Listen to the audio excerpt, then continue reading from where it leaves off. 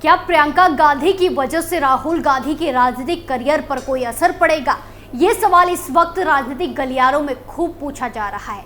क्यों? क्योंकि सोनिया गांधी पर यह आरोप लगता रहा है कि वो प्रियंका गांधी को साइड लाइन करती रही है और राहुल गांधी को आगे बढ़ाती रही।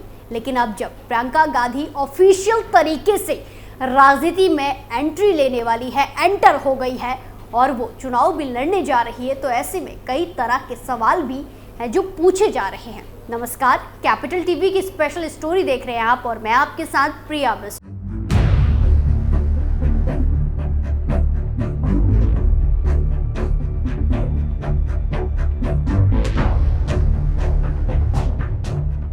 क्या प्रियंका गांधी वायनाड से कांग्रेस की इज्जत बचा पाएगी? ये सवाल इस वक्त काफी अहम है। क्यों? क्योंकि पिछले 2 दशक से लोगों के मन में सवाल था कि कांग्रेस की राष्ट्रीय महासचिव प्रियंका गांधी वाड्रा चुनाव मैदान में कब उतरेगी, कब एंट्री लेगी।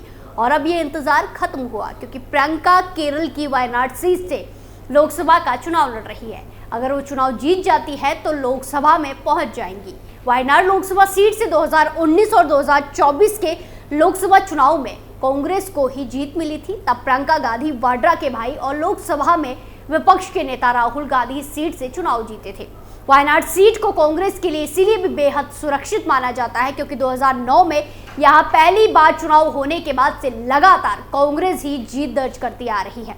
बीजेपी ने वायनाड से नव्या हरिदास को उम्मीदवार बनाया है, जबकि सीपीआई के टिकट पर पूर्व विधायक सत्यन मोकेरी चुनाव लड़ रहे हैं। वायनाड लोकसभा सीट पर 41% मुस्लिम मतदाता है, जबकि 13% ईसाई, 10% आदिवासी और 7% दलित मतदाता है। इमोशनल अपील का लिया सहारा। अब जब राहुल गांधी वायनाड से पिछले 2 लोकसभा चुनाव जीत चुके हैं, इसलिए प्रियंका गांधी को इस क्षेत्र में अच्छा राजनीतिक समर्थन मिलने की उम्मीद है। प्रियंका के नामांकन के दौरान भी राहुल गांधी वायनाड पहुंचे थे। प्रियंका और राहुल गांधी ने वायनाड के लोगों से इमोशनल अपील की थी। राहुल ने कहा कि वायनाड में 2 सांसद होंगे, एक प्रियंका गांधी और वो दूसरे खुद। पिछले कुछ सालों में राहुल गांधी ने राजनीति में अपनी अलग पहचान बनाई है और पार्टी में उन्हें सबसे बड़े नेता के रूप में स्वीकार भी किया गया है, उन्हें अपनाया गया है।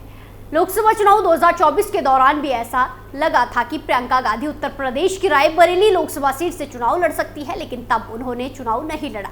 राहुल गांधी 2024 के लोकसभा चुनाव में वायनाड और रायबरेली 2 सीटों से चुनाव जीते, तो उनके द्वारा वायनाड की सीट खाली किए जाने के बाद प्रियंका गांधी को कांग्रेस ने इस सीट से अब उम्मीदवार बनाया है।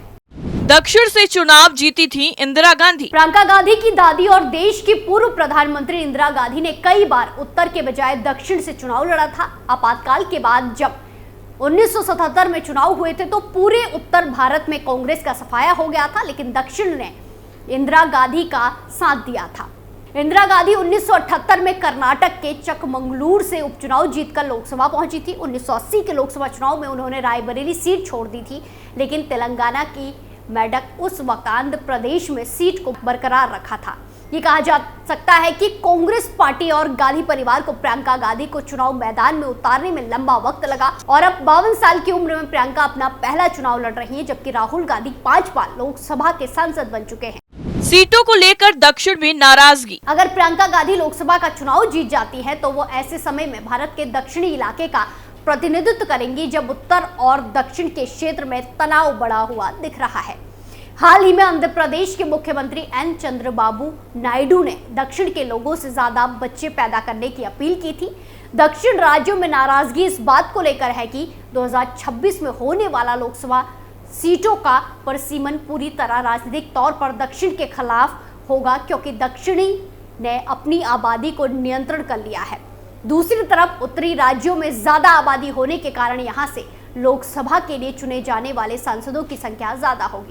दक्षिण में कांग्रेस को मजबूत करेंगी प्रियंका। गांधी परिवार को उत्तर और दक्षिण से बराबर समर्थन मिलता रहा है और अगर प्रियंका गांधी वायनाड से चुनाव जीतती हैं तो उन्हें उत्तर और दक्षिण दोनों ही क्षेत्रों में काम करने का मौका मिलेगा। प्रियंका गांधी दक्षिण के इलाकों में कांग्रेस की मजबूती के लिए काम कर सकती है। वो कर्नाटक और तेलंगाना में चुनाव प्रचार का काम संभाल चुकी है। प्रियंका गांधी 1999 में चुनाव प्रचार के दौरान रायबरेली के लोगों से पूछा था कि क्या वो उस अरुण नेहरू को वोट देंगे जो उनके पिता राजीव गांधी के चचेरे भाई हैं और वो व्यक्ति हैं जिन्होंने उनके पिता को धोखा दिया है।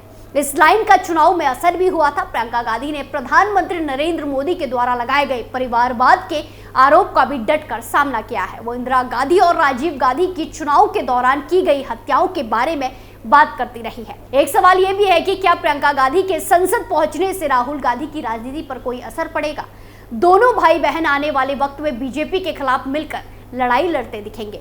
गांधी परिवार में मतभेदों को लेकर भी चर्चाएं होती रही हैं, लेकिन अगर प्रियंका गांधी राहुल से आगे निकल जाती है तो इन दोनों से जुड़े वफादार समूह के बीच मतभेद बढ़ सकते हैं। प्रियंका गांधी का चुनाव में आना कांग्रेस की कहानी में एक नया चैप्टर जोड़ेगा, क्योंकि ये ऐसा समय है जब पार्टी ने खुद को जिंदा करने के संकेत दिए हैं। क्यों कन्नी काट रहे राहुल गांधी के करीबी? वहीं दूसरी तरफ राहुल गांधी की टेंशन बढ़ रही है। क्यों? क्योंकि अब उनके अपने करीबी ही उनसे दूरी बना रहे हैं। कहा जाता है ना, राजनीति का मिजाज ही बड़ा अजीब है। जब सत्ता हाथ में रहती है तो पार्टी और नेताओं के लिए जयकारा लगाने वालों की भीड़ भगाने से भी नहीं भागती, लेकिन राजनीति में जब वक्त बुरा शुरू हो जाता है, वक्त बुरा आता है, तो जयकारा लगाने वाले लोग बुलाने पर भी नहीं आते हैं।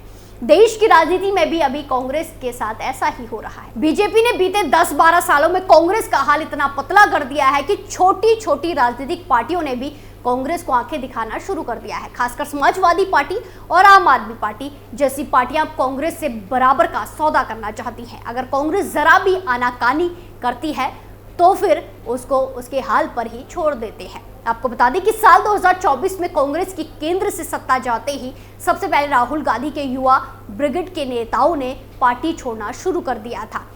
जतिन प्रसाद, RCP सिंह, ज्योतिरादित्य सिंधिया, ज्योति मिर्धा, सुष्मिता देव, मिलिंद देवड़ा और प्रियंका चतुर्वेदी जैसे अनेकों नाम हैं जिन्होंने कांग्रेस का साथ छोड़ दिया। यूपीए फर्स्ट और 2 में इन नेताओं की तूती बोला करती थी। कहा तो ये भी जाता था कि ये सारे नेता टीम राहुल के कोर सदस्य थे, लेकिन कांग्रेस की लगातार हो रही हार से घबराए ये सारे नेता अपना भविष्य तलाशने दूसरी पार्टी में पहुंच गए।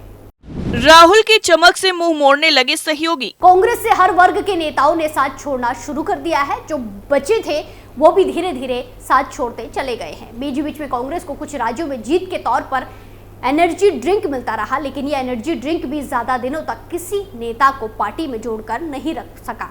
हालांकि कांग्रेस ने सहयोगियों को साधकर देश के कुछ राज्यों में अपनी स्थिति काफी हद तक मजबूत की है, वहां अपनी सरकार बनाई है।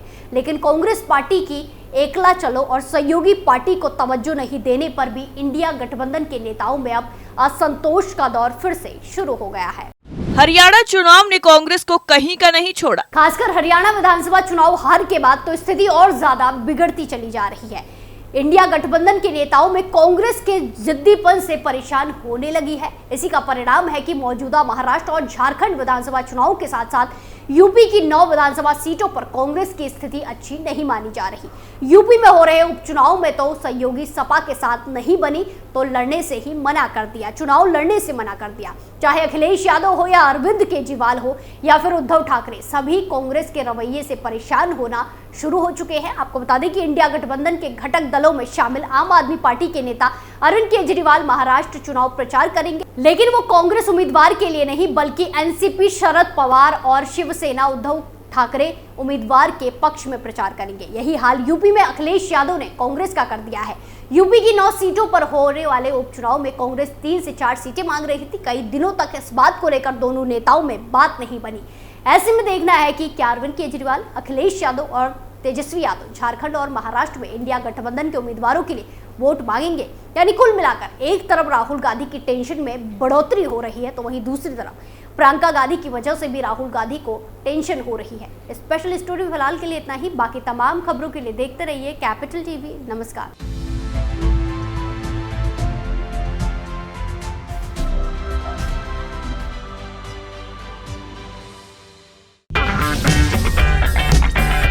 अगर आपको हमारा वीडियो पसंद आया हो तो इसे लाइक करें, हमारे चैनल को सब्सक्राइब करें और हाँ, बेल आइकन दबाना ना भूलें ताकि आप तक हमारे वीडियो की नोटिफिकेशन पहुंचती रहे।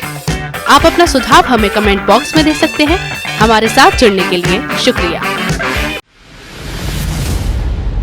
मैं राजनीति करता नहीं पर राजनीति को बहुत गहरे तक समझता हूँ। मैं लोगों के बीच रहता हूँ, लोगों के मन को अच्छे से जानता हूँ।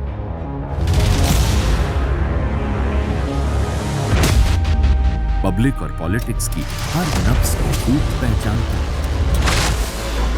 संघर्ष की सियासत से सत्ता के सिंहासन तक मैं हर खबर से खरा सच निकालता हूं। न कोई दौड़, न कोई race. Capital P, Uttar Pradesh.